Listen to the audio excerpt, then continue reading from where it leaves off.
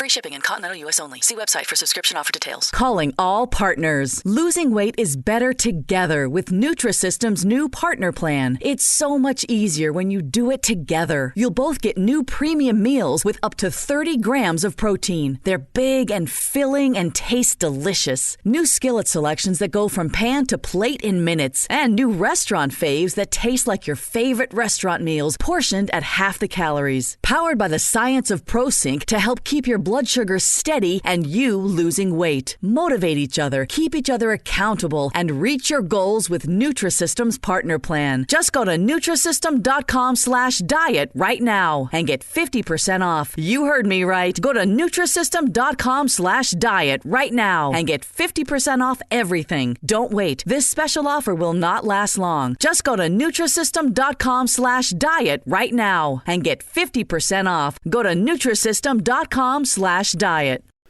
Welcome to the Boneyard with Steve Robertson. As always, I am your good friend and host, Steve Robertson, here on the Maroon Friday edition of the Yard. And how about you guys getting it early? Well, there's a reason for that.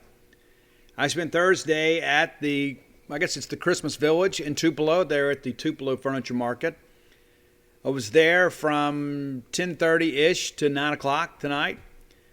And I'll be back on Friday from 10 to 5. And then I'll be at Bancorp South Center raising a fist to the gods of rock as Ace Frehley and Alice Cooper play a show. So I wanted to get this show done tonight before I got into bed. It's a busy day on Friday, but I wanted to make sure we got this thing done. I don't want to rush it. And so here we are. So happy Maroon Friday to you, wherever you are today. I hope you're wearing maroon. Should always be proud to wear maroon. It's who we are. It signifies our unity.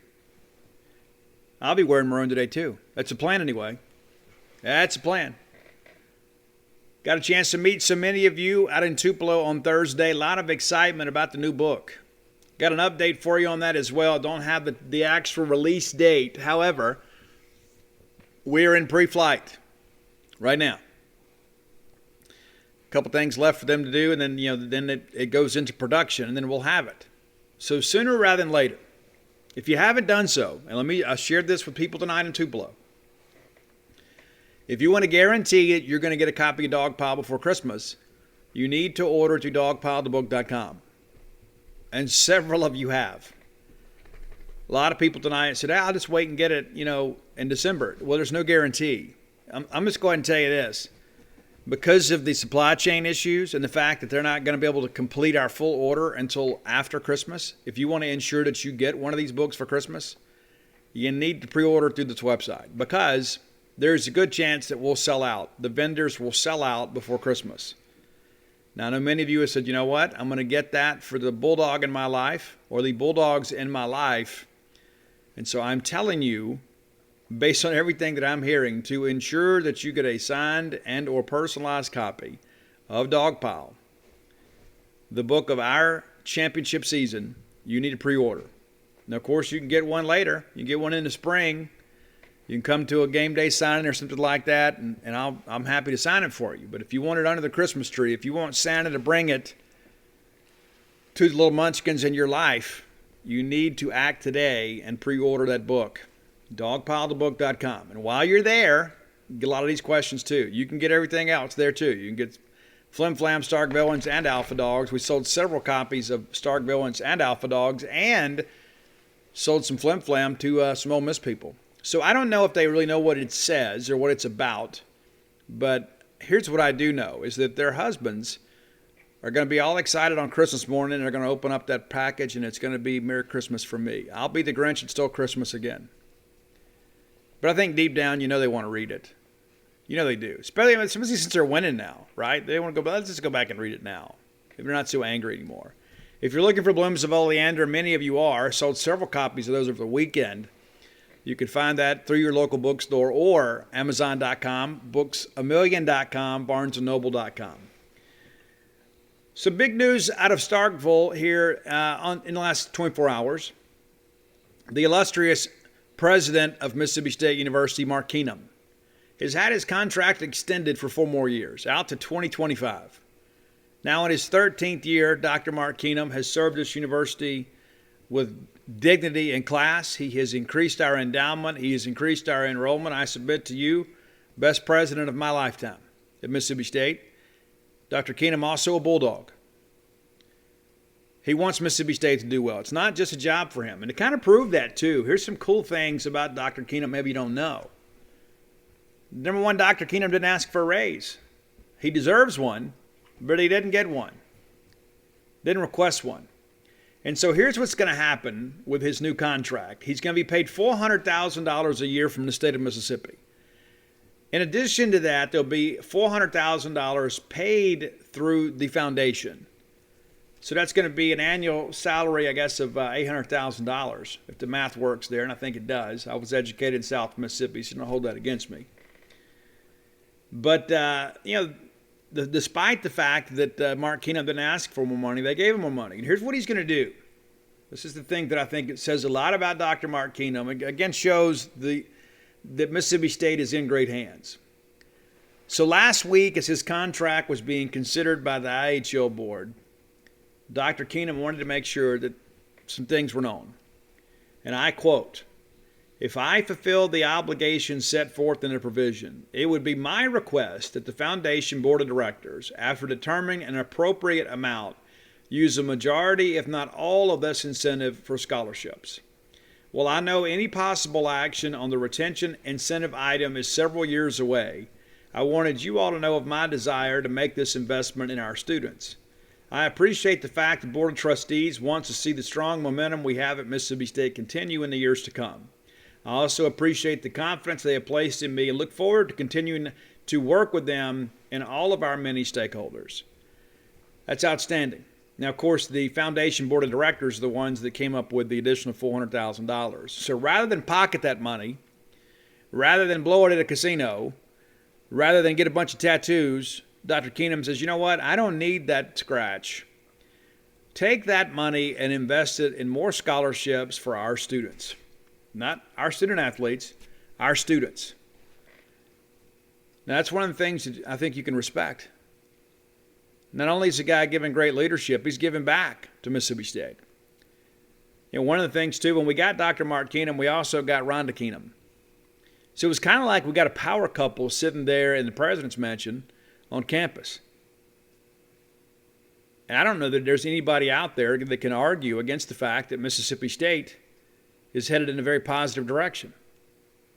Now, yeah, there's ups and downs in athletics, but when you begin to think about, your alma mater, your school of choice, your team of choice, I don't think that an argument can be made that Mississippi State is not headed in a very positive direction. One of the things that impressed me the most about Dr. Mark Keenum, and I heard this, so I got a chance to take the recruiting trip, with my oldest daughter, and who will graduate this spring as a computer engineer.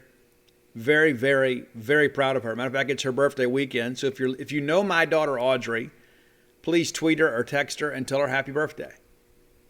Friday is her birthday.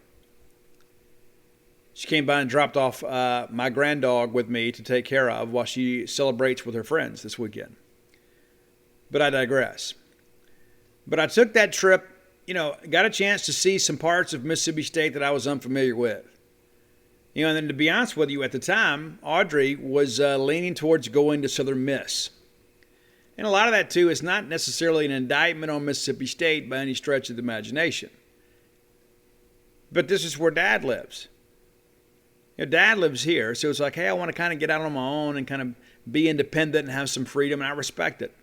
So she was going to go to Southern Miss. My mom is 30 minutes down the road in Columbia, Miss, right there on Highway 98. I got some good friends down there that in the hospitality industry that said, hey, you know what? She's got a job as long as she wants it. So it was all taken care of. Grandma's down the road, so if you just need somebody to go love on you a little bit, you can go see her.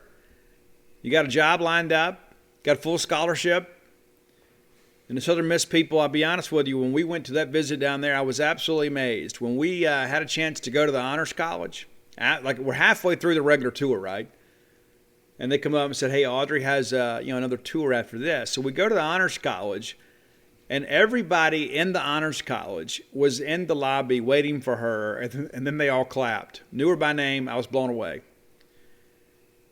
And then one day, I'm sitting here at home, and I get a text from Audrey that says, hey, Dad, I think God wants me at Mississippi State. I can't imagine not going to Pine Lake. I've made so many great friends here in Starkville. So next thing I know, she's meeting with Dr. Mark Keenum. Mark Keenum, as busy as he is, took some time to meet with Audrey and said, hey, we want you to be a Bulldog. Gave her a cowbell. We took the tour. And one of the things that I learned during that tour was some things, a dream of Dr. Mark Keenum's to help Mississippi State do their best to try to curtail world hunger. That rather than continuing to kind of ship supplies to some of the recessed and remote countries in Africa, he goes, hey, why don't we breed and cultivate a fish that can be self-replenishing in those waters in Africa? Now, I don't know if we have achieved that goal yet or not, but I admire the ingenuity of one Mark Keenum to say, you know what, rather than put a Band-Aid on the problem, let's find a permanent solution to the issue. Let's try to end world hunger. It's incredible. And so I want a guy that has that type of vision, not just for Mississippi State as an institute of higher learning, but as a research university that can bring real and meaningful change to the world. And again, I'll never forget the fact that Dr. Mark Keenum took time out of his schedule to sit a young college-bound student down and said, hey, listen, I understand you wanting to go to Southern Miss. We want you here at Mississippi State. We weren't 10 seconds out of the office, and Audrey says, Daddy, I'm going to be Mississippi State Bulldog. I'm going to be a Bulldog. Now, of course, when her younger sister, Mia, when she was going through, and I'm going to be proud dad here for a minute, she had opportunities all over the country. And, for those of you that don't know, my daughter, Mia Robertson, who I love dearly, love both of my girls with all that I have, she's won back-to-back national championships. She's actually won 3 national titles for Mississippi State University with speech and debate. I've talked about that sometime on the show before. And right now, she's ranked number 1 in the country again. But she could have gone anywhere to college. And she said, Daddy, I don't know where I'm going to end up going to law school, but I want to be a Mississippi State alumnus. I want Mississippi State's brand on me wherever I go. I want to be a Bulldog.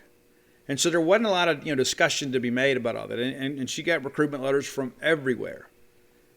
Well, I think a 32, a 33 on the ACT, perfect 4.0 student. I mean, she's brilliant, if I do say so myself, but I also have the documentation to back it up. And shortly after she enrolled, I got a phone call from Rhonda Keenum. And she says, Steve, we have valued her as much as we have a 5-star football recruit. Now, the Keenums don't owe that to me. It's just who they are. And so when I think about some of the things that happen at other institutes of higher learning around the country, I mean, you read about, there's all this malfeasance and things like that. I know in my heart and in my soul that Mississippi State has exactly who we need to have in the president's office. And that I know that the Keenum family is leading Mississippi State in a very positive direction. And again, those are some things that, Mark Keenum and Rhonda Keenum, they didn't really put it on Facebook. They didn't go out there and make some release. They did those things out of the kindness of their heart because they want the best students to be at Mississippi State. And I can tell you this, that both of my girls are extremely proud to be Mississippi State students, and they will pay their alumni dues, and they'll be Bulldogs forever. And it is the dream, I think, of every father, for their kids to attend Mississippi State, and not just to attend, but to have a great experience. And I don't just mean socially, but a great educational experience. I cannot say enough about the experience my girls have had at Mississippi State. And I've got a young man that'll be enrolled at Mississippi State here in about 18 months.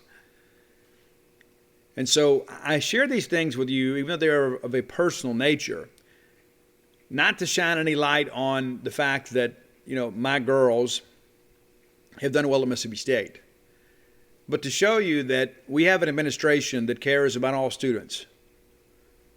Does Mark Keenum care about football? You know he does. He was a junior college player. Loved Mississippi State football his whole life. But it's not just about football.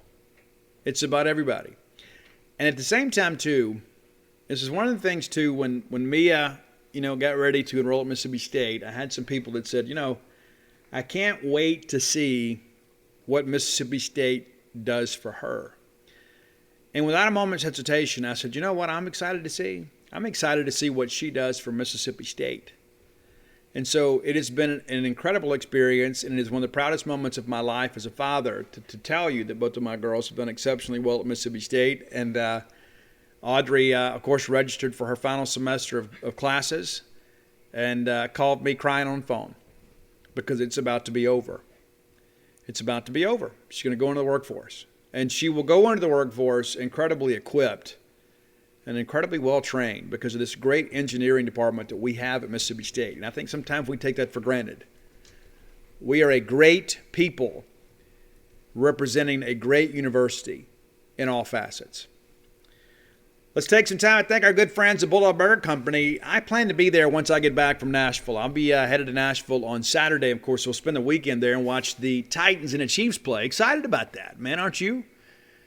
The Bulldog Burger Company, like I tell people, it's one of the places that I feel most at home. And I've been there a lot. I've ate there a lot. We had the Bulldog Burger Challenge, the Boneyard Bulldog Challenge. We did that a while back. Few years ago, and like once a week I would go eat a different hamburger and come back and give you a review. And then some other of our fans went and did it too. You can't go wrong at Bulldog Burger Company. You just can't. I've never had a bad meal there. I've never had a bad experience there. I've never had a bad server there. It's always top shelf. And it's because of the fact that it's owned by a company that has served the Golden Triangle so well for so many years. And now Bulldog Burger Company has expanded. Brand new location there, Lake Harbor Drive there in the Ridgeland-Flowood area. Of course, the flagship right here on University Drive in Start Vegas. And then, of course, Gloucester Street there in Tupelo. My friend Bo Lacey hit me up and he goes, hey, next time you're up here, let's go to Bulldog Burger Company in Tupelo. I'm glad that people equate me with them because they are quality. You'll be glad you went in there and checked them out. Have the spring rolls for dinner. Have them as an appetizer. You'll be glad you did. It'll get you going. Then have that great restaurant quality hamburger. Top it off with some bread pudding or a chocolate shake to go. There's a winner all the way around. Bulldog Burger Company, the place where people go to meet. M-E-A-T. All right. I know one of the burning questions on your mind is what is the health of one Will Rogers? Mississippi State starting quarterback Will Rogers. Well, I've confirmed again today Will Rogers practiced. Was informed on Tuesday that he practiced. Wednesday, we get there for media opportunities, and while we're waiting for the coaches to show up, look out there, and there's Will Rogers in the regular green jersey like the rest of the quarterbacks throwing the football around. And so, do I think he's 100%? No, I don't. Is he close enough? Yeah, I think so. So, yeah, as I mentioned on Monday, we do expect him to play. Don't believe this is a serious injury. Again, not expecting him to be 100%. But one of the things that I think it's important to understand, too, is, you guys, Will Rogers is a very, very tough kid. I had somebody share with me today, he's got a lot of the same attributes of John Bond. That he is the leader, wants to be the leader. And I was told privately that late in that ball game against the University of Alabama last week that Will's walking up down the sidelines before we take an offensive possession telling everybody, hey, we're fixing to go put one in the end zone. Now, we didn't. But I want a guy that believes that. I don't want a guy that's quit. I mean, if we had a quitter at quarterback, we'd lost the Louisiana Tech game. If we had a quitter at quarterback, we'd probably lose the Texas A&M game. And so while there are some things that Will Rogers can do better, there are some intangibles with him that I think are immeasurable. And if people say, well, Steve, his arm strength is, maybe not elite. That's probably fair. In this offense, I don't know that it always has to be. But there are times he's let some balls hang up on him, and there's some times that some coverages has confused him. Alabama really got to him a little bit. But at the end of the day, Will Rogers is a winner. Dak Prescott's a winner too. Dak Prescott didn't necessarily have elite arm strength either when he got here. That was the big thing. I don't know. His accuracy's not good. I'm not saying that Will Rogers is going to develop into an NFL quarterback. But I do think Will Rogers' best college football days are ahead of him. The guy's going to rewrite the record books. And yes, that's a product of the system, but it's a thing that I always kind of laugh about a little bit. Is even some of our fans, they say, hey, Steve, yeah, it's a product of the system. Well, you know what? So was KJ Costello. KJ Costello played in the same offense. And you know what? Nobody ever doubted KJ Costello's arm strength, but the results speak for themselves.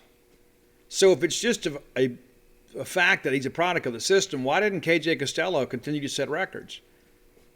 Because long before he got hurt, he was struggling in the system. This is a veteran. This is a senior. A guy that had an NFL grade on him. And so now we make a change. And let's not forget, this time last year, many of you, including myself, were clamoring for a quarterback change and say, hey, let's put the kid in there. Let's put in Will Rogers. And what does he do? He leads Mississippi State to a win over Vanderbilt. It's a closer ball game than it had to be. We got off to a great start, and then we kind of went in a lull a little bit. And so that's the thing that I think about sometimes. Is like we get so caught up in all this stuff, and it's like I've shared many times that the most beloved player on our campus is the backup quarterback, and it kind of always has been. And to be honest with you, Will Rogers is without a doubt our best option at quarterback. And I've read some things and I hear some things, and sometimes I think, well, maybe I don't have any sources. Maybe I'm just going to practice, during the fall camps, and maybe I'm going to media opportunities. Maybe it's all just for show. Because apparently there's some other people out there that say, well, this kid's not doing well, and that's not what my people tell me. And it's just like, well, we're seeing the same thing we saw in camp, and it's you didn't see it in camp because you didn't go. Will Rogers, for better or for worse, is a guy that is playing before he's ready. And the same guy that you guys praised against Texas A&M, or the same guy, you kind of, shamed a little bit after Alabama. And I've said on this show twice this week already, you can't make an objective evaluation of Will Rogers or Mississippi State against Alabama. You just can't. Not to mention a very refocused Alabama that understood they had no margin for error, and the fact that they cooked up a brand new defense to try to confuse us a little bit, something they hadn't shown on film in at least 3 years. Not to mention the talent differential, right? It's like we say, we got to recruit better, and then we say, hey, we're just not talented enough to compete with Alabama. Well, you kidding me? What, have they had the number one recruiting class, for the last 5 years? Yeah, they're going to be more talented. They are. And scheme only gets you so far. It really does. It doesn't matter how much you or I believe. It really doesn't. We can believe all we want. We can start a campaign, a hashtag, and we can wear a bunch of shirts, and, hey, we believe. Your players have got to believe. I believe they believe in the system. I just don't think they believe they could beat Alabama, and it showed. Let's talk Brandon Ruiz. I'm told that'll be a game-time decision. Like it was last week. And it worked out pretty well last week. He was 3 for 3. And, of course, looked like he kind of re-injured himself later in the ball game. So we'll see. We'll see. Brandon Ruiz is a very, very talented kicker. So we'll kind of see how things progress. Now, outside of that, unofficially, I'm told we got a clean bill of health. There's always some guys a little bit, banged up this time of year. Always. That's just college football in the SEC. That's just kind of how things work. But the reality of it is we're in pretty good shape. I would love for Will Rogers to be 100%. And I think whatever he lacks a little bit in health, he'll make up for with toughness, because that's just kind of who he is. You got to be tough, man, to play in the SEC. You do. You got to be even tougher to succeed in the SEC. I want to look at a couple things here with you guys just to kind of share. Do you find that you've got less time to do the things you really want to do? Maybe you don't have time to run to the store and put together a great gourmet meal for the family. Well, our friends at HelloFresh are here to help you. Fall is very, very busy. The kids are back in school. There's lots of activities. Not to mention sometimes you just don't feel like going and dealing with the hustle and bustle of the supermarket. Allow our friends at HelloFresh to take care of you.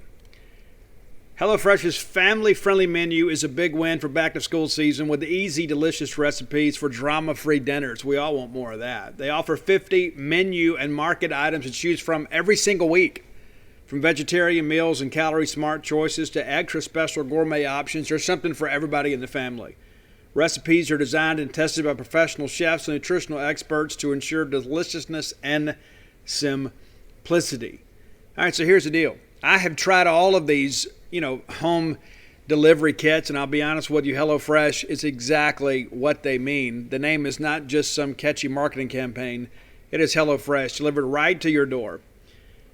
Because I believe in its product, I've partnered with these folks, and I'll be honest with you, we're going to share a promo code for you to help you get involved, let's just say. Go to HelloFresh.com/Boneyard14. What's a Boneyard for? Boneyard is for you. The 14 is for free meals. Again, that's HelloFresh.com/Boneyard and the number 14. Boneyard 14. For up to 14 free meals, including free shipping. You can't do better than that. Again, HelloFresh.com/Boneyard14.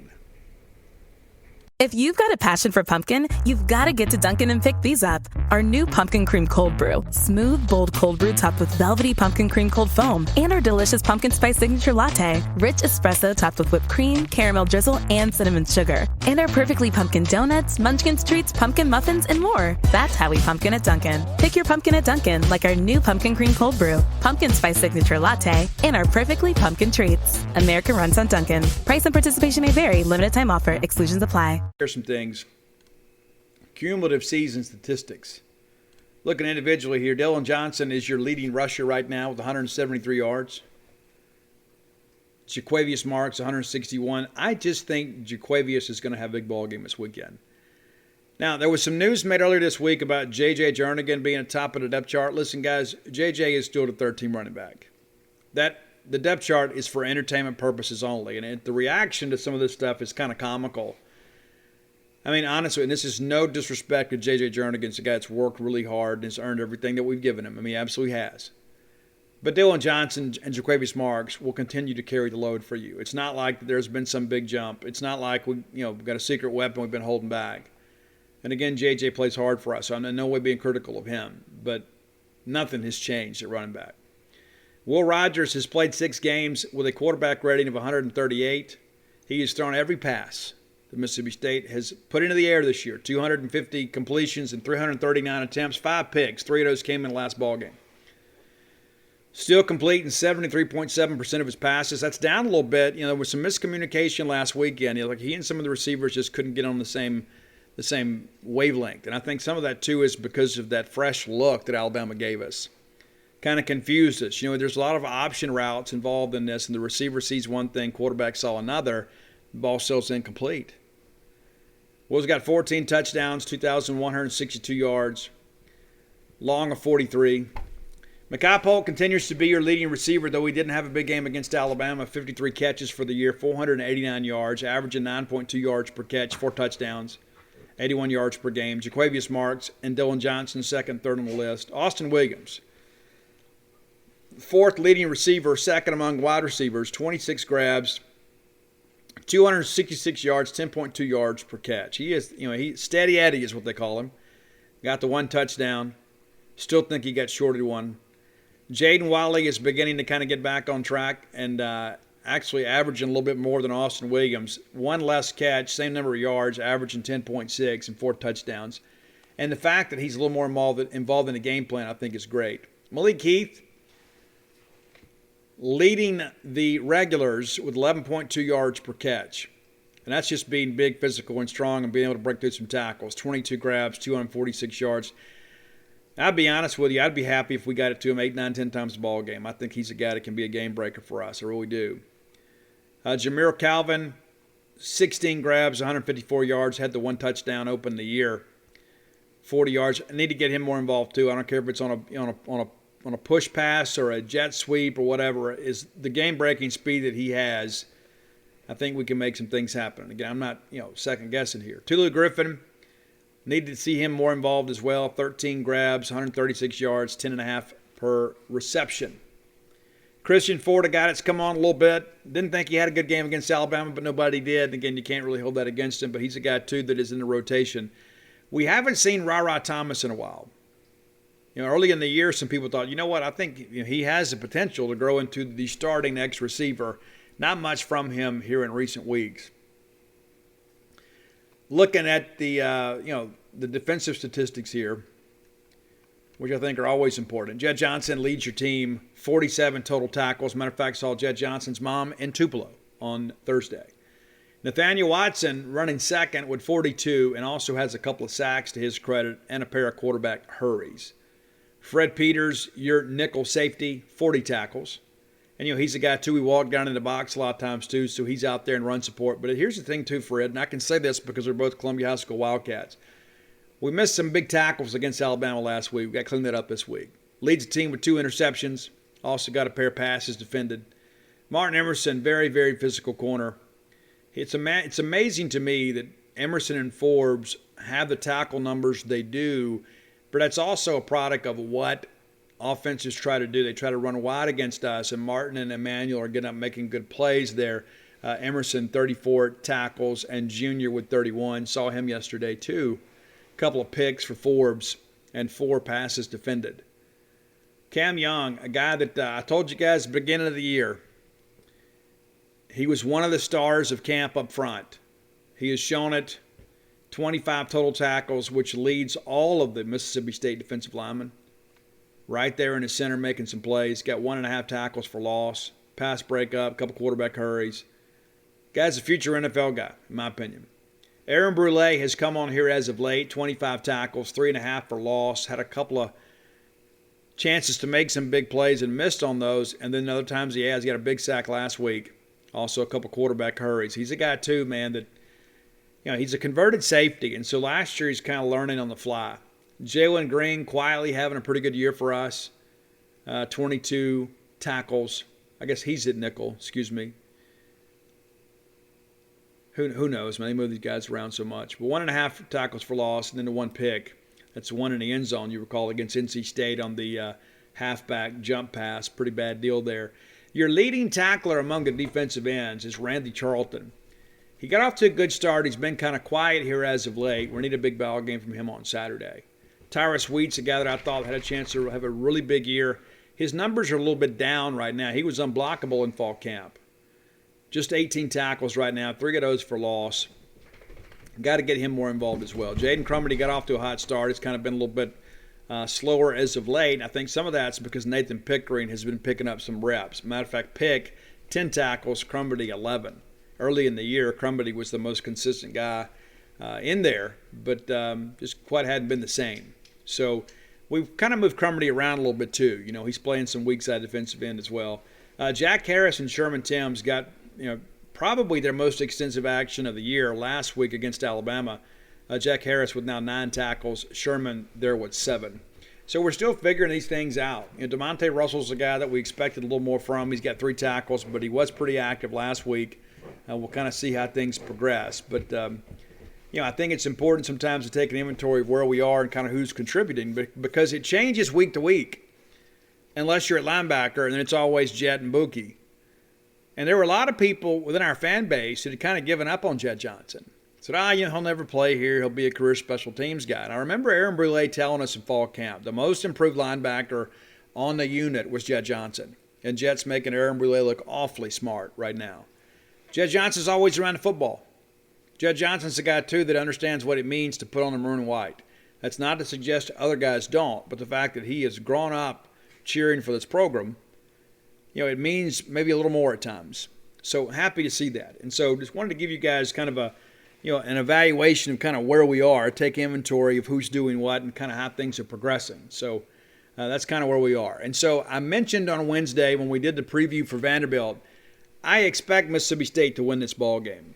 And I think State's going to win this game, substantially. I really do. I don't think it'll be like it was last year where we need a late defensive play to stop a game-tying drive. I think State will get off to a pretty good start. When you begin to look at some of these numbers for Vanderbilt, they are not a great team in any respect. Of course, we mentioned, just averaging 14 points a game, a little bit north of 14 points a game. Of course, if we hold them to their season average and we can't win that ball game, we got bigger problems than their defense. But looking at some of these things, these numbers for Vanderbilt too, that's just amazing to think about. The job kind of in front of Clark Lee. And of course they'll be patient with him. He's one of their own. but he's a guy, too, that I think in many respects that, was there to kind of rebuild a culture, not just, win a game or two. Vanderbilt currently 114th in the country in total defense, giving up 449 yards per game. That's a lot. Giving up 29 touchdowns. 30 touchdowns. Or 29, they give a return too. But yeah, they're not doing well. There's not really a thing you look at here and say, hey, we got something we can kind of hang our hat on. Just not really the reality of that situation, for Vanderbilt. Looking at, scoring defense. You don't have to look too far from the bottom to begin to kind of find those guys there as well. 112 scoring defense, allowing 34 points a game.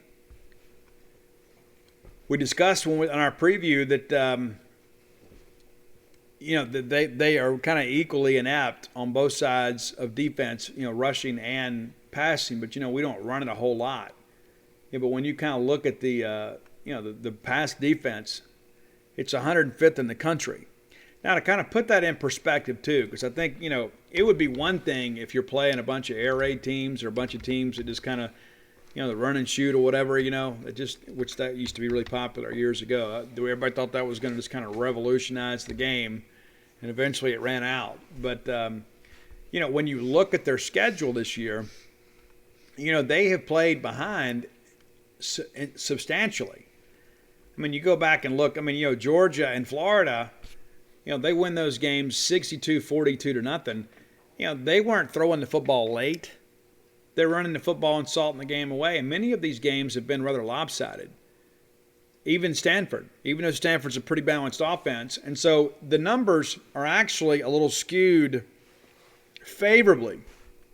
Even at 105th in the country, Vanderbilt is a team that probably would give up more if they were more competitive.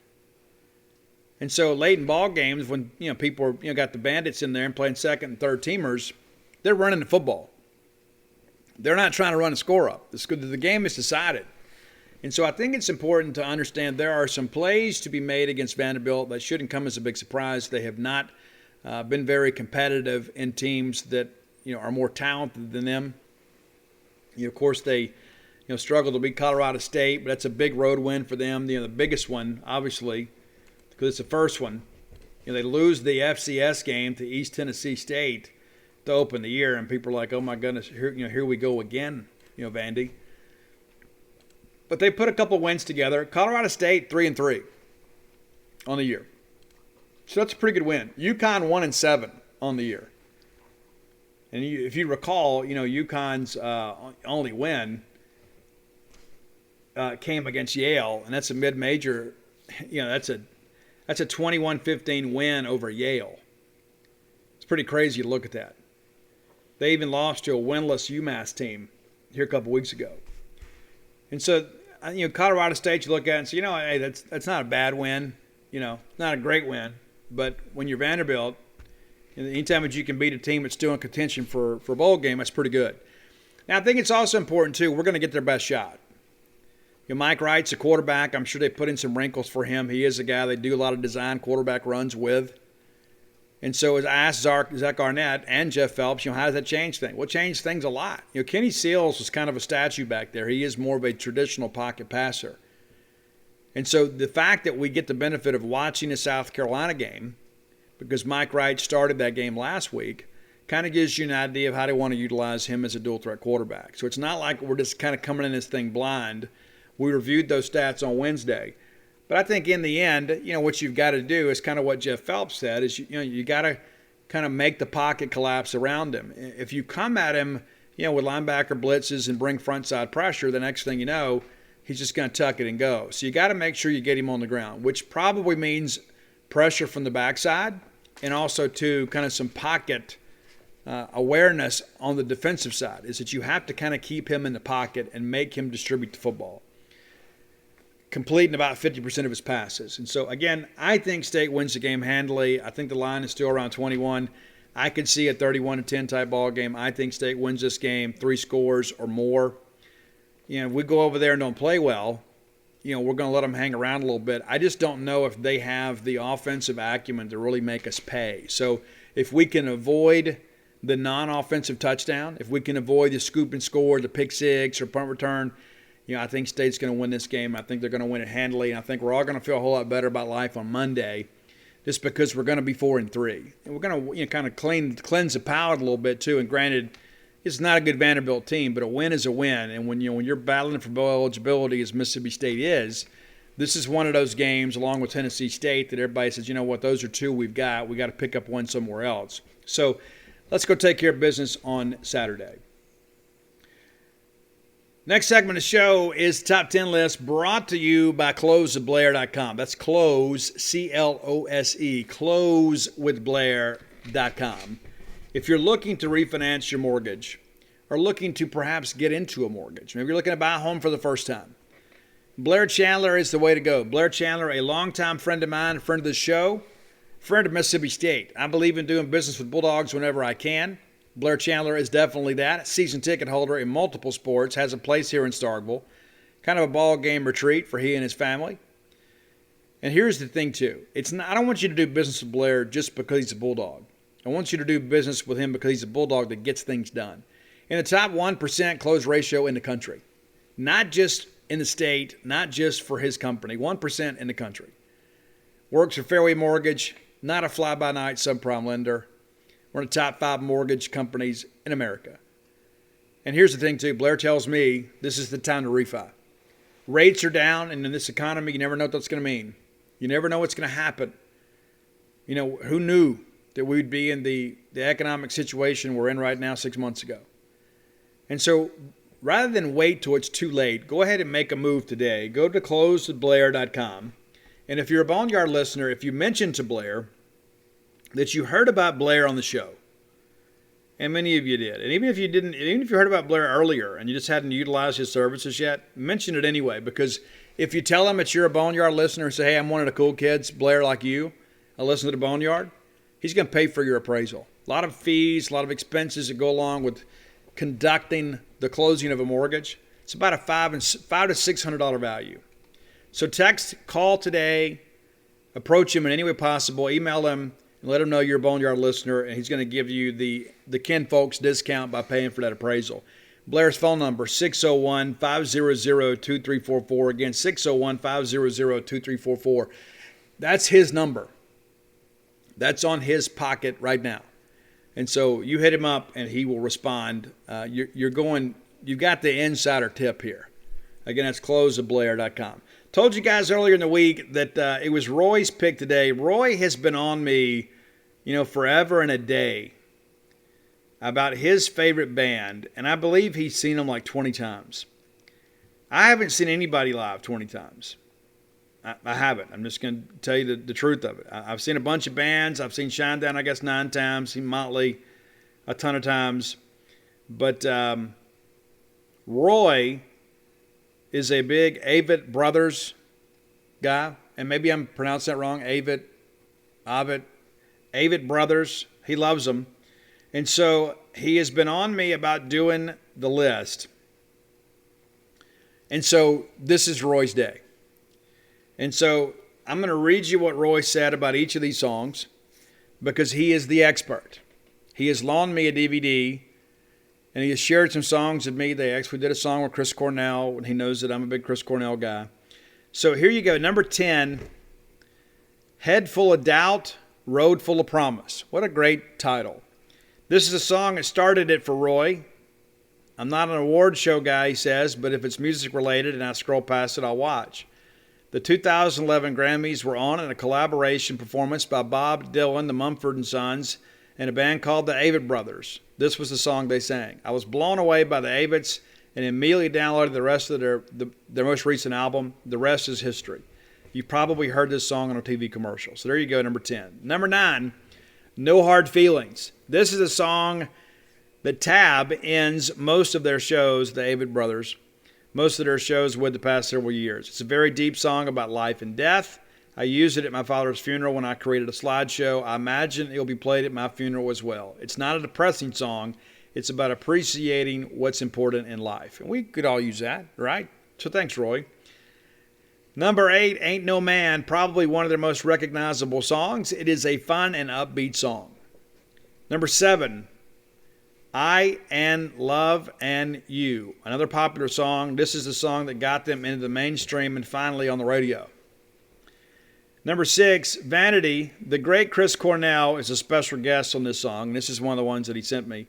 They performed this song with Cornell on Jimmy Fallon. I've seen that video multiple times. Chris, of course, the headliner, but still good vibe to the song. Number 5, Talk on Idolescence, or Idolence, Indolence. Talk on Indolence. I'm sorry, Roy. I know you have high expectations for me. High energy song that always gets the crowd hyped up when played live. So there you go. Number 4, Laundry Room, another crowd favorite and a highlight of any show when played live. Number 3, February 7, a song about getting up when knocked down and starting to live life again. I love these descriptions that Roy uses. I mean, I love songs of empowerment. I really do. 2, Murder in the City, a song about family. One of the most recognizable lyrics, always remember, there was nothing worth sharing like the love that let us share our name. Pretty cool. And number 1, according to Roy Samante, my friend, his favorite band, drum roll please, If It's the Beaches. This song is about a relationship going through some tough times. He's trying to convince her he'll do whatever it takes to make her happy. I'll rearrange my plans and change for you. So there you go. Top 10 Avett Brothers songs according to the resident Avett Brothers expert, Roy Samante. So there you go, Roy. Today is your day. And Roy, I'm going to tell you something, guys. Roy has basically expanded his horizons by doing this top 10 list because he'll tell me, hey, I've never heard of this band. He's like, hey, I kind of like this. I kind of like this song. And so I had some people tonight stop and tell me how much they love the top 10 list. And so, you know what? Hey, I've listened to bands I've never listened to before. I've been reminded of songs that I've forgotten. Love the top 10 list. I would say 99% of our listeners do. Occasionally somebody will say, hey, Steve, can you move it to the end of the show so I can just turn it off? And, and guys, no, I'm not going to do that because number 1, it's a sponsored piece. But number 2, I love doing it. I love music. And I love being able to share the gift of music with all of you. Matter of fact, when I meet a new friend, that's one of the first things we do. Share music, talk music. And my buddy Sam Dent and I will be at Bancorp South tonight watching Alice Cooper and Ace Frehley. And you know what? I've never seen Alice Cooper before. So I get a chance to go do that. I know Alice. I love Alice. But I get a chance to see, a great show. And looking forward to that. I think music is one of those things that unites us in many respects. And I know many of you don't have the same taste that I do. And there's some songs and bands that you like that I don't like either. And I told some of you guys that too. Man, I apologize about that. I tried to get it. That I had a little technical difficulty there, so I apologize about that. I guess that's what I get for doing a Roy pick. No, I'm just kidding, Roy. All right, so there you go. There's your top 10 list. Enjoy that. If you have an idea for the top 10 list, reach out, let me know. I just may use it. But I appreciate so many of you that have come up and shared your appreciation for the top 10 list. We started doing that during the quarantine just to kind of have some filler content. Who knew? Over 300 now. Over 300 of this top 10 list. How about that? It's a really cool thing. Okay. All right, so let's get into picking the rest of the SEC. That's always fun, right? And I think I'm having a decent year, but I've missed on Missouri. Cost me early on a couple of games, and that's kind of been the difference in the Gene's Page standings. So this week it is a really, really easy week in many respects. I don't think there was going to be but one upset, and this might get me in some trouble too. Because I picked this, I think you got to be able to kind of ride your gut and ride your own evaluation. So we're going to get to that. All right, so the first game is just a dog of a game. I mean, it absolutely is. It's Arkansas versus Arkansas Pine Bluff. Now, Arkansas has lost 3 games in a row. If they lose this one, there's going to be there will be turmoil in Northwest Arkansas. Arkansas Pine Bluff, the Golden Lions, they're 1-5 this year. I don't know if you knew that. 1-5. They lost to Alcorn 39-38 back in week 3. Lost to Prairie View. Lost to Alabama State. And then last week they lost to Southern 34-7. That's the Southern U there in Baton Rouge. That happened in Pine Bluff. They have played 3 road games and lost all 3, pretty convincingly, I guess you'd say. They won a game, they won the season opener and felt good about life, and then it's been turmoil ever since. This game will not be close by any stretch of the imagination. And the thing that I go back to with all this with Sam Pittman is that in both seasons, we've kind of seen things wane a little bit in the middle part and the latter part of the year. Does that mean that they're not being innovative? I mean, Kendall Browse and Barry Odom and those guys, they know, what's up. But there's something that's just not right with this team. Once teams kind of have a chance to see film, are they not putting enough wrinkles in? I don't know. And last year, again, we attributed a lot of that to COVID, right? Because they had a bunch of losses to COVID.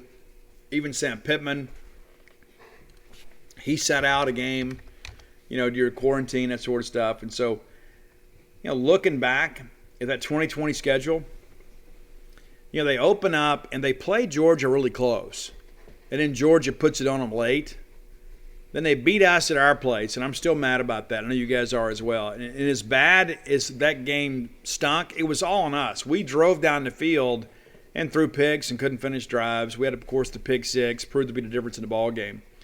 Well, then they go to Auburn and should have won the game. That's when you had the spike that wasn't.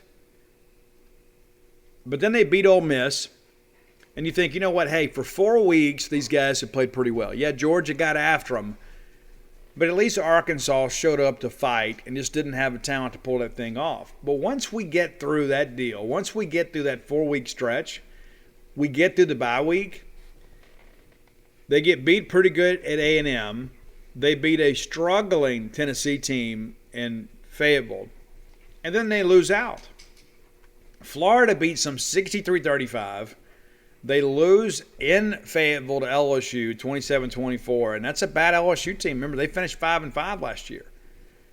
They lose at Missouri 50-48. If I remember correctly, it was a last-second field goal. And then they get drilled by Alabama, and then they cancel the bowl game. And so you lose 5 of the last 6. You get off to that great start, and you get to that open day, and you're like, hey, we're 2-2, but we easily should be 3-1. And then it just kind of all falls apart. Are we seeing that again this year? I mean, those are the things you kind of begin to ask yourself. How does this happen? What happens with this team once other people get a chance to scout them a little bit? They begin the year 4-0 this year. They've lost 3 in a row. Now, they'll play Pine Bluff, and they'll have the bye week, and then they'll come in here. And that's a little bit concerning for us, right? Because they're basically going to get 2 weeks off. They'll win big this weekend. They'll rest starters in the second half. They'll be a fresh team when we go up there and play them. We're not playing here. We played there last year. So we got to go up there and play them. And that's one, too. They look a little bit vulnerable. So I still think that's a winnable game for us. But when you look at how the schedule lays out, maybe not so much. And they'll feel a lot better about themselves having kind of gotten off the schneid a little bit. And they'll be, okay, hey, guys, we're 5-1, 5-3 now. So we're 1 win away from bowl eligibility. When you look at the rest of the schedule, though, I don't know that there is a sure win after Pine Bluff. Because after the bye week, they get the Bulldogs. They go to Tiger Stadium, to Bryant-Denny, and then they get Mizzou. And Mizzou, of course, is a defensive optional team. But they won the game last year 50-48. It could be another wild one again. So, again, I think, when we see them, we're going to get their best shot. They might look at us and say, you know what, this is our best chance to get a win in the second half and achieve bowl eligibility. So there's some things to kind of ponder when you think about all that stuff. Okay, so LSU's at Ole Miss. I'm going to go ahead and tell you I'm picking LSU. And I know I picked against the Rebels the last 2 weeks, and I don't feel bad about those picks. I respect the fact that Ole Miss found a way to win those games late. I don't think Ole Miss won because of the officiating against Tennessee. I think Ole Miss won because they made more plays. Do I think the officiating was bad in that game? I do. But I don't think it was necessarily one way. I do think the scoop and score should have stood. I thought the explanation on that was ridiculous. But LSU can run the football. LSU could not run the football earlier this year. And now all of a sudden they have figured some things out. Now, Ed Orgeron, as you guys know, is a line of scrimmage coach. This is a guy that understands you got to win in the trenches. A guy that's done a great job over the years putting together great defensive fronts that have in turn put a lot of guys in the National Football League. I don't know if they have a ton of those guys this year, but on the offensive line, they have really struggled. But they figured some things out last week. Now, what's interesting to me, Ole Miss, 109th in the country in rush defense. Now, granted, they played Tennessee last week without their best player, running back, but they're 109th. Don't you think Ed Orgeron's thinking, you know what? This is my final kiss to Ole Miss. Ole Miss putting together a great season. I mean, get the makings of a great season. Still got some difficult games to go. But if I'm Ed Orgeron, I can be a fly in the ointment. I mean, all this speculation about my job is over. Hey, guys, this is our final run together. Let's go get to a bowl game together, take a nice trip, be done with it. I mean, I think had they not fired Ed Orgeron, there was a chance that they could quit on him. Well, I think now that it's all behind them, they can just go relax and play football. You don't have to get any questions about, the future of your job or your career. You're getting $17 million. Ed Orgeron's not going to quit either. Ed Orgeron's a guy that you and I both know he wants to stick it to Ole Miss. And I suspect that they're going to. And I know that LSU's missing a bunch of guys on defense, so this will be a barn burner of a game. I just don't think that LSU can be stopped against that bad run defense of Ole Miss. Now, of course, we'll probably have some fake injuries to try to slow things down when LSU goes tempo. But I think an angry Ed Orgeron with nothing to lose is the most dangerous guy. We saw that last year. How many of you guys thought LSU would beat Ole Miss last year? I mean, LSU was 4-5. Now, granted, they just come off a win over Dan Mullen. Well, they just done the same thing again. So all of a sudden, these guys have some confidence. So you know what? We figured out the running game. I think they're going to win the ball game. I think Ole Miss, and maybe this is wishful thinking. I'll be honest with you. I don't think Ole Miss is done losing ball games. And I know people say, well, they scored 21 points in Alabama and we didn't. Here's the deal. That game wasn't close, man. I mean, don't be swayed by that nonsense. But so they get LSU and then they go to Auburn, and that is going to be interesting. I mean, it's a winnable game for both teams, but it's going to be interesting. And then Liberty, of course, visits Ole Miss, and Kiffin will beat Hugh Freeze to death. I'll be shocked if Liberty's in that ball game. And then A&M goes to Ole Miss, and I like A&M in that game. And then Vandy's at Ole Miss, and then they come here. And so, I think they're going to drop a couple of games. But, Ole Miss in a good position right now. And, again, I think they're learning that, hey, we have the ability to win. I do think Tennessee did a really good job defensively last week, kind of making Matt Corral be more of a dual-threat quarterback. And if you believe what Lane Kiffin said earlier this week, Corral's still a little bit worse for wear after that ball game. I don't know that I believe that. But we'll see. We'll see. And there's no way Matt Corral doesn't play. There's no way he doesn't play. None whatsoever. But again, I'm taking LSU in the ball game. I think LSU and Ed Orgeron will find a way to win. And again, maybe that's wishful thinking. Tennessee at Alabama, I don't think that this is a close ball game by any stretch of the imagination. I think Tennessee folks, the old-timers remember the Johnny Majors days and that kind of stuff. And, they think, this is going to be great. No, it's not. It's not going to be great. I mean, these are two programs, and you can say, well, they're going in different directions.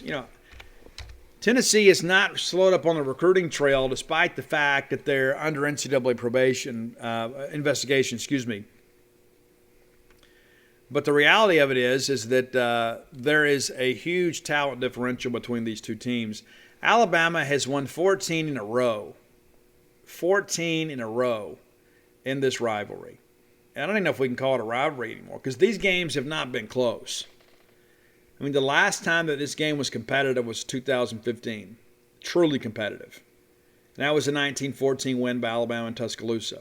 Since that time, let's look at the last 5 meetings. Alabama won in Knoxville 49-10. They won in Tuscaloosa 45-7. They won in Knoxville 58-21. They won in Tuscaloosa 35-13. And then last year they won 48-17. And that was the thing too. Tennessee kind of hung in there with them for a little while, and then the talent differential took over in the second half of that ball game, and it was not close. So this one I don't think will be close either. Tennessee may keep it close for a while because of this current streak, this 14-game winning streak. The series record has really gotten skewed. Alabama now 57, 38, and 7 all time against Tennessee. It has been a long time since Tennessee kind of ruled the roost here, and they can thank, kind of Mike Shula and those guys, for that stretch. But, since Nick Saban has been there, it has not been competitive. And it won't be this week either. I'll be shocked if it is. Final game of the weekend, South Carolina at Texas A&M. South Carolina, of course, gets an important win last week, against Vanderbilt. I do believe that is probably South Carolina's last win of the year. I think they're staring 4-8 in the face. And again, that is not a reflection of Shane Beamer. I am really pulling for Shane Beamer. Not just because of the fact he was a Mississippi State assistant or the fact that, he's married to our sheriff's daughter. Shane Beamer is a great guy. He really is. And I think we need more good guys in college football. We got enough, villains out there. But when you look at this schedule, it is very, very challenging. There is not a sure win on this schedule. They're going to go to A&M, and I really believe that environment at Kyle Field is going to swallow them whole. I think A&M wins this game. I think A&M is on a mission now. I think A&M probably feels like, what? We should have made the playoff last year. They're not going to deny us this year. So we're going to do everything we can to make Alabama win out because we're going to probably win out as well. I think there's a real possibility of that happening. And so after Carolina loses to A&M, then they host Florida. And you never know what Dan Mullen's going to do, but listen, I think the talent takes over in this ball game. South Carolina then goes to Missouri. Missouri, one of the worst rush defenses in the country.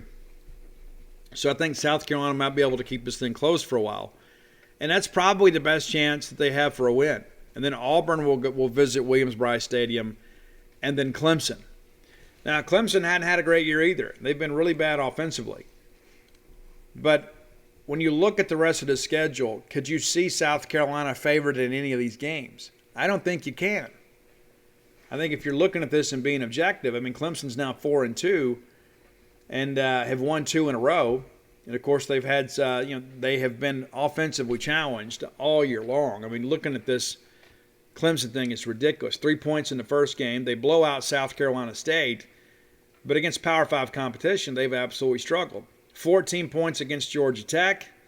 21 points against NC State in a loss, a team that we beat. 19 in a win over Boston College. And 17 in a win over Syracuse and Garrett Schrader. So, defensively, Clemson's going to be pretty stout. And I just don't know that South Carolina can score.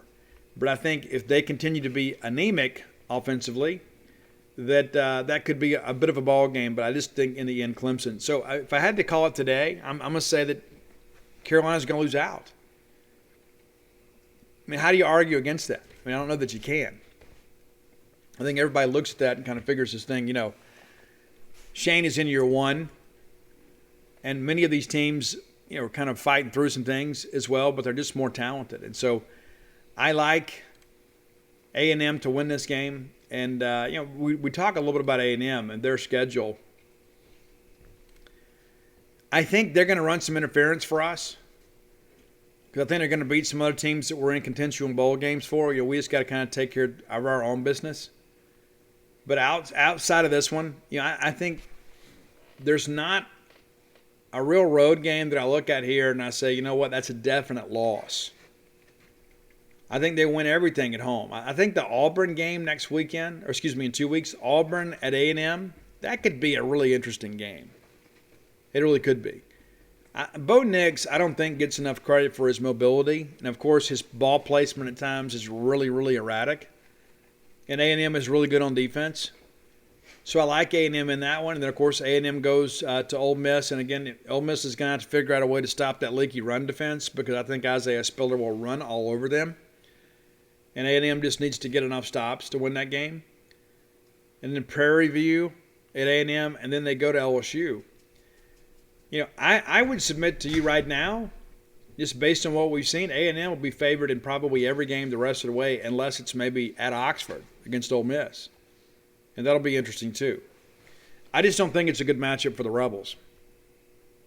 So we'll see how things progress. I know you guys are excited for another great week of college football, and I am too. I just wish we had a few more games within the league. But, we've had our bye week, and now some other people are taking theirs. And so that's kind of where it stands today. So your winners, Arkansas, LSU, Mississippi State, Alabama, and Texas A&M. And again, kind of going with the chalk here with the exception of that LSU-Ole Miss game. And I just think there are some intangible things within that game.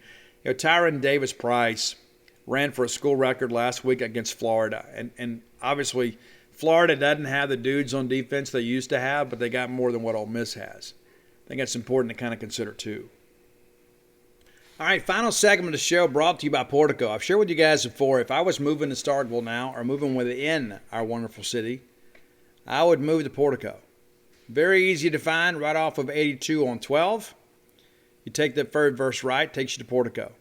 It's on the best side of campus, just 1.1 miles from campus. Easy to get there. And why are you moving to Starkville anyway, right? It's to enjoy Mississippi State. It's to enjoy being close to campus. But you're on the best side of campus. You're not on that busy side. You're not up there where all the traffic is. It's great. You can get a 2-bedroom, 2-bath, and up to a 4-bedroom, 4-bath house at Portico. That great walking trail there. It's wonderful. Now, here's the thing. If you're ready to move right now, you're going to be out of luck because everything in Phase 1 is already purchased. But there are 3 lots that have been purchased in Phase 2. And the best thing about that, too, is you get to pick your lot and then pick your house plan. You're involved in that process. And don't you owe it to yourself to have new construction? Whether it be an investment property, whether it be your ball game retreat, whether it be your primary residence. You get some say in that.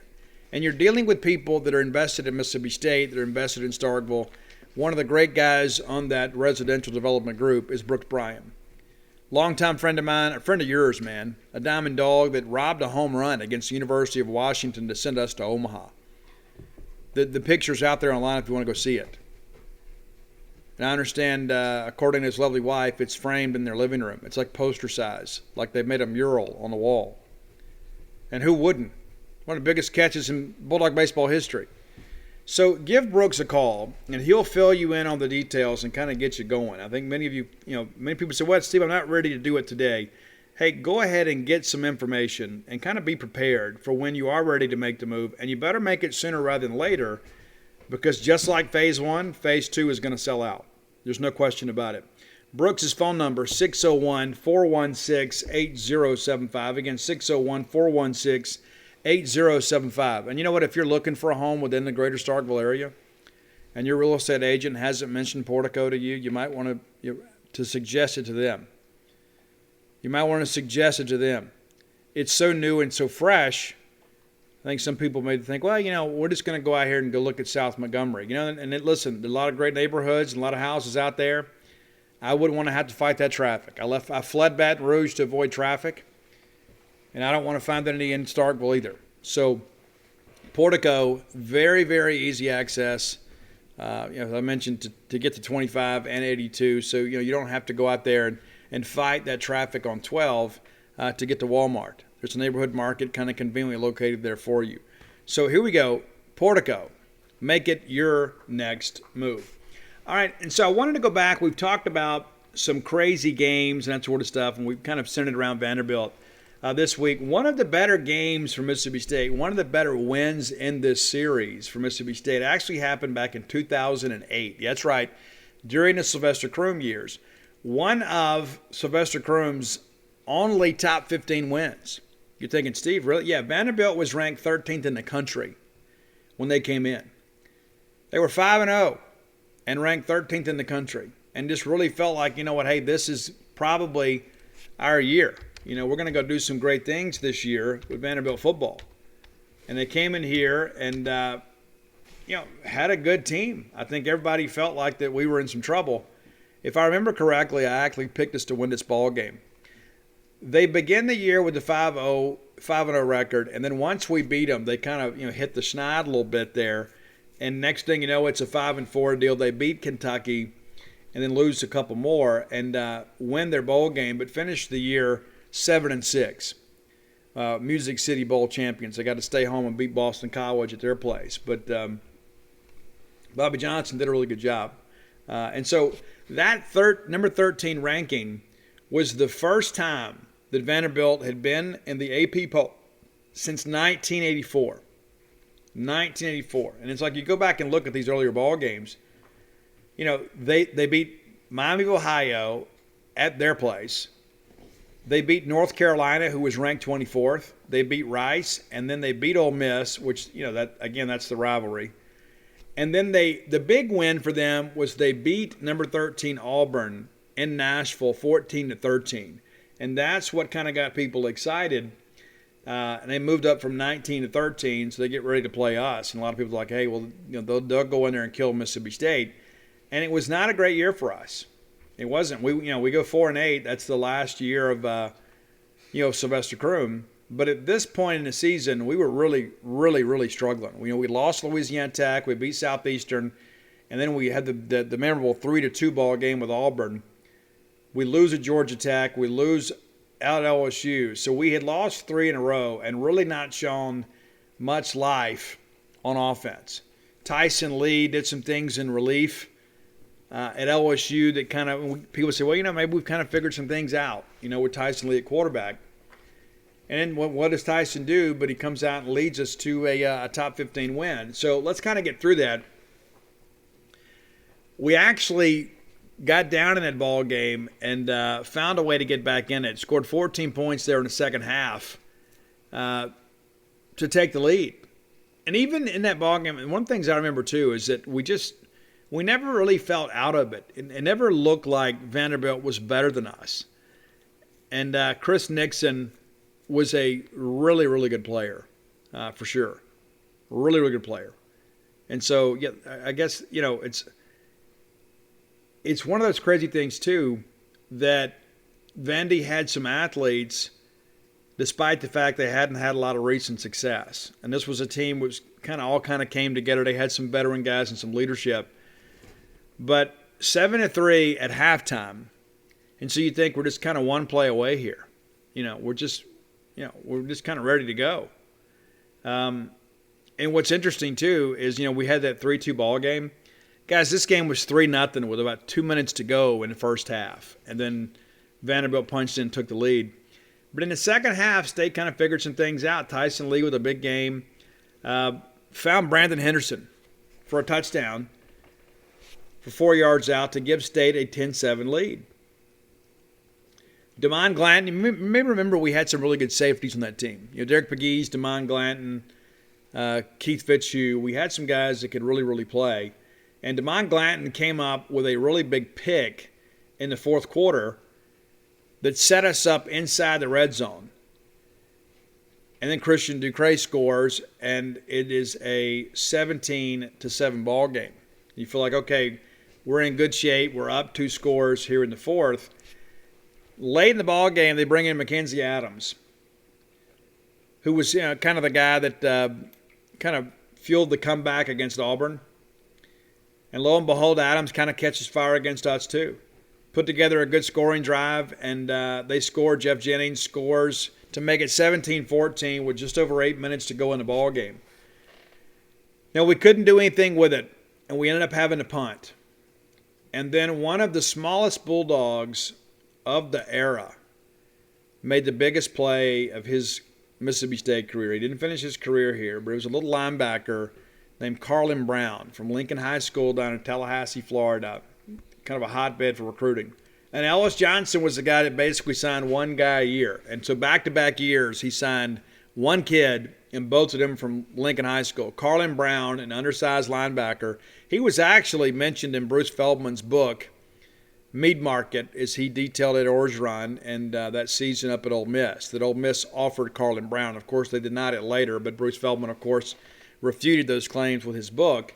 And then the next year, Ellis Johnson went in and signed a defensive lineman named Kirkland Gaines, who eventually did not qualify for us. But those were Ellis's contributions to Mississippi State recruiting efforts. And then Carlin Brown makes a pick late in the ball game with 3:18 to go at the Vanderbilt 24. And we basically just kind of ran the thing down. And there was a possession play late, and Tyson Lee found Brandon McCray to move the chains and eventually gave us a chance to soft the thing away. So Tyson Lee goes 12 of 22 for 81 yards. We grounded out 166 yards on the ground. Anthony Dixon runs for 107 on 27. Ducre then goes for 40. And so, again, it wasn't a great day offensively by any stretch of the imagination, but we found a way to win. We found a way to win the ball game. And those are the things, at that time, wins were very precious for us and difficult to come by. And lo and behold, Sylvester Croom beats a top 15 team, And kind of looking at some of these notes, too, was kind of interesting, too. Mississippi State held Vanderbilt to only 7 first downs. That's the lowest total since we held Auburn to 7 way back in 2000. MSU defense held Vandy to 107 yards of total offense. Only 62 of it passing. Pretty incredible to think about that. Mississippi State ran the ball 50 times. That marks the first time a state team rushed for 50 more times since 2007. And that was when we beat Kentucky. Brandon Henderson recorded his first career reception and touchdown in the third quarter with a 4-yard reception from Tyson Lee. Pretty interesting. Adam Carlson's first quarter field goal moves him into 8th place, Mississippi State history, with 36 field goals attempted. Anthony Dixon's 27 rushes for 170 yards moved him into 9th place at MSU in rushing yards. Blake Mcadams, you remember him? When I think of Blake Mcadams, I think of that big punt against Auburn. We went down to Auburn and beat them. And Blake had an incredible punt. We were all backed up, and he found a way to get that ball off. I still don't understand it. I've thanked him several times. Blake punted 7 times in this ball game for 203 yards. Crazy. So here are a few things of note, too, as we'll move on here. Here's some quotes from Sylvester Croom. First of all, I'd like to give nothing but kudos to Vanderbilt for what they've done up to now and what I hope they do the rest of the season. To me, they're everything that's good about college football, the way their coaches coach, their players play, and I wish them nothing but success the rest of the season. I think Bobby Johnson is an excellent coach. He's got my vote for Coach of the Year for sure. I'm proud of our players because they won, but I'm more proud for the men that they are. When we started this football season, I knew we were in trouble because I knew we did not have leadership. I did not know how much character we had, and I wasn't sure if we were a team because I hadn't seen it. Last year was last year. Talking about 2007 when we went to Liberty Bowl and won. And until I see it, I don't know what we've got. In a lot of ways, the way we have started has served us well. We've taken a lot of criticism for some things of our own doing, and others, they just happened. But the thing I'm most proud of for them is they did not turn on each other or their coaches. They withstood the criticism and continued to work each and every day. We had our 6th best practice of the year this week, dating back to last spring, over these past 2 weeks, Their attitude was magnificent. They were very physical in practice. They came out and showed that today. We are not the same team we were at the beginning of the season. They are not the same people they were at the beginning of the season. As happy I am with the win, I'm more proud that what they have been through the fire and came out better men. We'll enjoy this 24 hours and get back to work and get ready for the next one. Now, that was basically the highlight of the season for us. Absolutely the highlight of the season. That was our second win. We did manage to get a couple more. We lose in Knoxville 34-3. We beat Middle Tennessee 31-22. Then we lose 14-13. We miss an extra point and a late field goal that basically removed, a lot of margin for a potential bowl game. If we win that ball game, that gives us, 4 wins with 3 to play. So we needed to find a way to win a couple.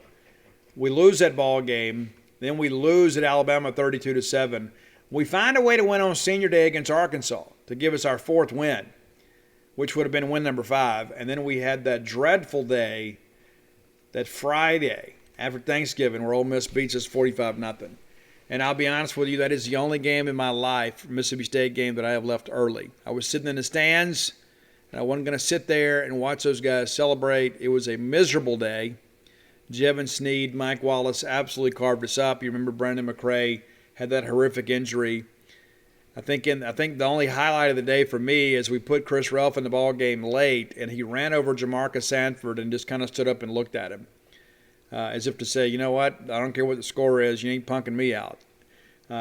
Chris had some moxie, but that was the end of Sylvester Croom era. And, of course, I think that's, again, the highlight of the season is that we beat a number 13 ranked Vanderbilt. That proved to be by year end, really not be for real. They ended up being a pretty mediocre team. But at the time, it was a very significant win for us. And I think it was more of a relief to win that ball game than it was a joy to win it. Just because it's like we can't lose to Vandy. And we didn't. We didn't. And so I commend those young men that were a part of that victory. A lot of those guys, a lot of those names that I mentioned, outside of Anthony Dixon, you didn't hear a lot about those guys. Tyson Lee, of course, was the guy that came to Mississippi State as a walk-on. Basically, he took a leadership scholarship, to get here. After he put together a couple good years there at Walmart Community College. And so Tyson also did some work with the Bulldog Club. Everybody loves Tyson Lee, right? Everybody does. So glad he was a part of that. And I just wanted to share that with you. Of course, many years when Mississippi State and Vanderbilt have played, Vanderbilt has not had really great teams. This is not a great Vanderbilt team. But that said, they will come up. They will play physical. I just think in the end, the athleticism of the Bulldog team is going to be too much to overcome. We got to win this game. It would be great if we could win it with some style points just to kind of let us all feel a little bit better about life. We really don't need to go up there and struggle. And while a 14-13 ball game still counts as a win, in many respects it would feel like a loss. We really need to go up there and play well and kind of see some semblance of kind of getting back to that form we showed against Texas A&M. And again, a lot of it's going to depend on the health of Will Rogers. And again, he's practiced all week. I was told earlier in the week that it was really kind of a minor issue and he would be good to go. I've seen the video like all you guys have late in the fourth quarter. He was wincing and in a lot of pain. He's had a lot of treatment this week, and we fully expect him to come out and play well on Saturday. Well, that's going to do it for today. I would be remiss if I didn't tell you. I had multiple people at the Christmas Village thing in Tupelo today ask about Stark Villain shirts and hoodies. Easy to find, starkvillains.com. They don't sell them at Campus Bookmart. Maybe they will at some point. But you can order them direct and have them shipped directly to your home, starkvillains.com. And listen, hey, guys, thanks so much for your support of the Boneyard and buying all the books. Man, I love it when you guys come by and visit, and we get a chance to kind of talk about the Bulldogs. And, it's the thing about long events like on Thursday. Things starts at 10 in the morning and ends at 9 at night. We've got plenty of time to visit. Friday will be a little bit busier day. But listen, if you're out there, if you're out and about, come by, say hello. I'm happy to talk and visit and talk some Bulldog sports with you. And then, of course, I'll be headed to Alice Cooper and Ace Frehley and then Vanderbilt to cover the ball game. And so we'll have a good weekend. And then I'll be back with you guys on Monday, and hopefully we're celebrating the great Bulldog victory. And, again, it is kind of a light schedule in the SEC, so kind of pace yourself a little bit. You probably have to go outside of the conference because we've got a couple games that I think are going to be kind of dogs of games. But I think, again, that LSU Ole Miss game could be really, really exciting. I hope our game is not exciting in any way whatsoever. I think we go out there and take care of business. And, I don't want any drama in the fourth quarter for sure. So that's going to do it for today. I'll see you guys soon. But until next time, let's all live our lives in a way we make more friends than enemies, and people can see a difference in the way we live.